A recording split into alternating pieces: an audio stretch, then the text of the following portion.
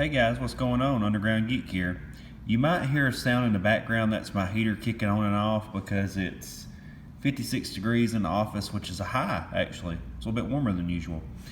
But I was talking to the comic book store owner, and I started flipping through the quarter bin, or maybe it was a 50-cent bin. And all of a sudden I pulled this up, and at the top of the book it was sitting, in the box, and I saw Snyder Murphy. And then I saw this woman in the way she was drawn, and I was like, could this be Scott Snyder and Sean Gordon Murphy? Because, I'm a superhero guy. I read superhero comics. I don't read stuff like WaterWorld or something.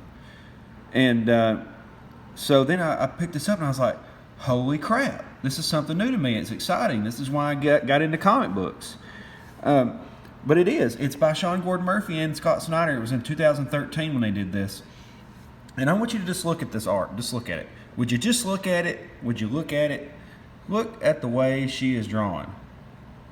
Sean Gordon Murphy is the man. Now, I also like the way Frank Cho draws, but he's very good at drawing women.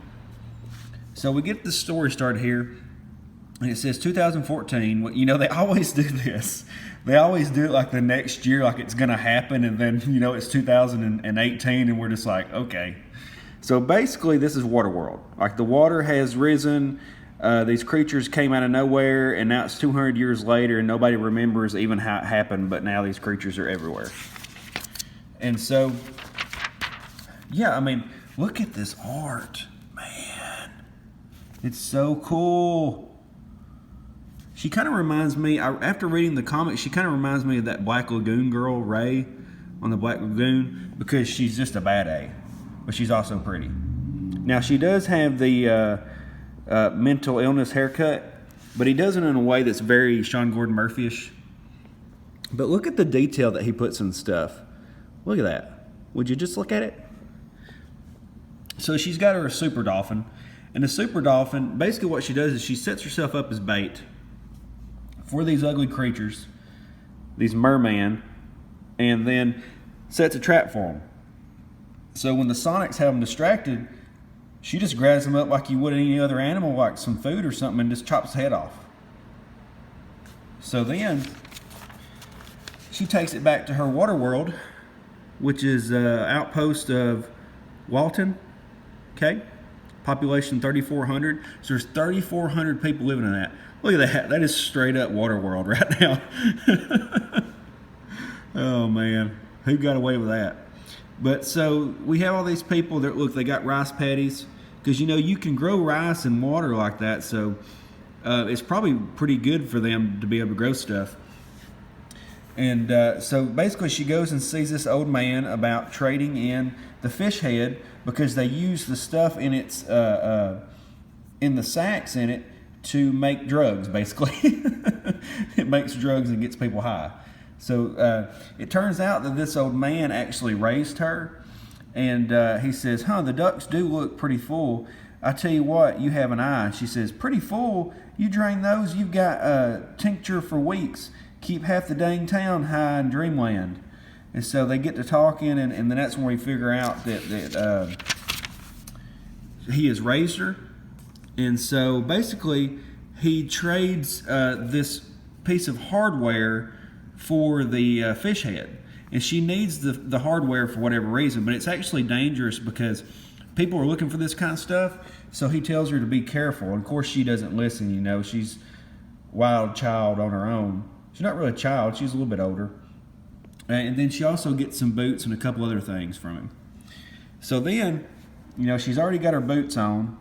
She's got them working pretty good. They must be like jumping boots, And, I missed this before, but she actually glided in right there. I missed that before. That's how she got there. He takes so much detail. Like, he adds a little whoosh sound effect to it. I like Sean Gordon Murphy. So then she goes to her humble abode. Look at the detail on that. I shared this on Twitter, but look at the detail in that. So then basically she puts the puts it together in the little radio deal that she's been trying to build. It's got a generator, a couple other things. And he says, all alone every night with your patchwork radio, listening for some deep message from the deep, listen for some message from the deep. It says some great signal that'll magically come whirling up from down there and tell us how to scoop them all up with a huge golden net. That's the legend, right? Well, it's a folk tale, kid. Nonsense. That's not how I see it. She's putting drops in her eyes, which makes me, maybe they dry out. Maybe she's exposed to the salt air, you know. So basically then she's got this map that shows her airlines, and at first I was kind of like, what is she looking for? And she says, this is world as it is. That's gone, kid. The mirror carried the warm water to the ice. That's the mirror man. And the ice melted. There it comes. And they said, and the water rose. And there they are attacking. And then this is what America looks like now. So there's before and then now. So a lot of it's disappeared. And me being from Alabama, I would almost think that most of it was gone too. So I guess I'm dead. But it's 200 years in the future, so I ain't got to worry about it. So then, now she's got her map fixed up. She's got this thing that she lays on top of it. It says, the territory is the capital of the reef. Welcome to America. So then you see her little plan. She's been kind of mapping everything out. She's met people. She's got different things set up. Apparently they had built some kind of wall to try to stop the water. That didn't work. It says, but your best friend is a buoy dolphin off the black market. You sell merheads illegally. Also, you can sit up there listening for ghosts. It says, what kid? Talk, or I'll take back that ear. Why do they care then, pub? The gov, the arm, is there nothing out there? Why do they care if I listen? Because believing in something that isn't out there, kid, it does no one any good. BS, you feel too, I know you do. So basically they don't want her listening. They don't want her finding out about things. So then she can't get to work. Nothing really happens. And then we get like chapter 2, which is called Ghost Radio. And then we get this area here. It says, fact 1, the bird is a cannibal. It eats its own kind. Fact 2, the bird is a thief. You've seen it in action, General. Yes, ma'am, a rank thief and decadent to boot. Its nest weighs more than a ton. A rank thief. You do turn a phrase. All right, Congress, let's kill the cripple. What? What are they talking about? So then they've got this Corel hooked up to something, and it says, yes, ma'am, firing in 3, 2, 1. They got this giant mirror down there. They got him like chained up. And then there comes the zappers. They're charging up and says, well, that was anticlimactic. Yes, seems the blast was not in fact lethal, but it did disorient the mirror. Ah, congratulations, you gave it a headache. So they're trying to figure out how to kill him. It says, I'm sorry, Governess, we'll try again. The plain truth is the mirror are getting bigger and bolder. They attack more dredges every week, buoys and repellers. They're barely effective anymore. That blast would have killed a king mirror a few years ago, no doubt. So they're getting stronger. I'm thinking more water makes them stronger. So they're more and more talking here. They're very patriotic. He's got the red, white, and blue on there. It says, what do you think, General? Oh, sure. He's got a good head on his shoulders. I don't think so. So then it says there's more talking. There's a lot of dialogue right here. I didn't really like it. He caps that dude. He falls down the stairs. He says, were you able to find out whom he sold the ear to? So he was selling parts of the mirror illegally. He said, traded in Walton, should be hard to track down. And take care of whoever has it, won't you? Yes, ma'am. So that's probably going to be the old man. It says, you do see my point about the crane. I do, in fact. Good. Eagles, really.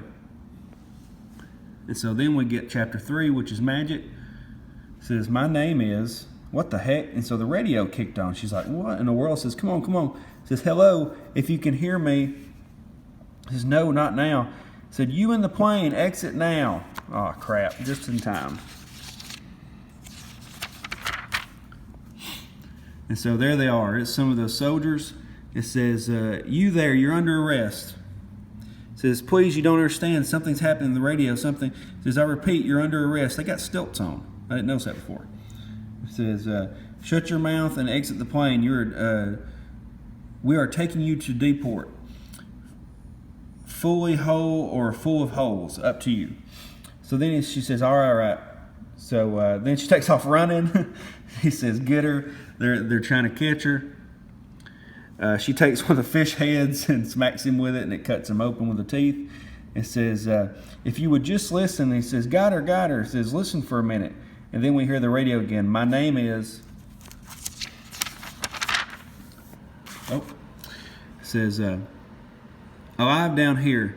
It says, what the heck is that? It says, just shut up and listen. And then we get this cool page right here. And it says, my name is Dr. Lee Archer. I'm alive down here, and I can tell you how to save the world. What? To be continued. So there is somebody stuck down there in the water. I mean, that's crazy. So when I picked this up, I had no idea what it was. I knew it looked interesting.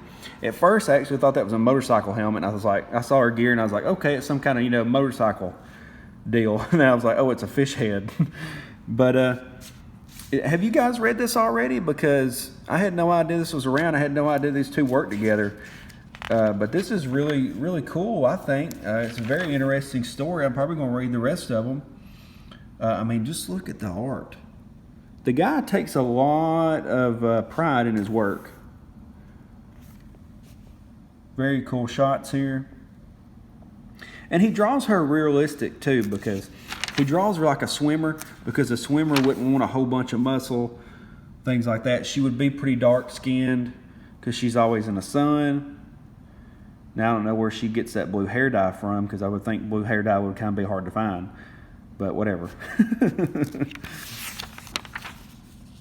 But yeah, I'm pretty intrigued by this. I'm probably going to pick up the rest of the trades just to finish it out. Somebody had told me earlier that it ended, weird, and it kind of scared me at first. I was like, oh no.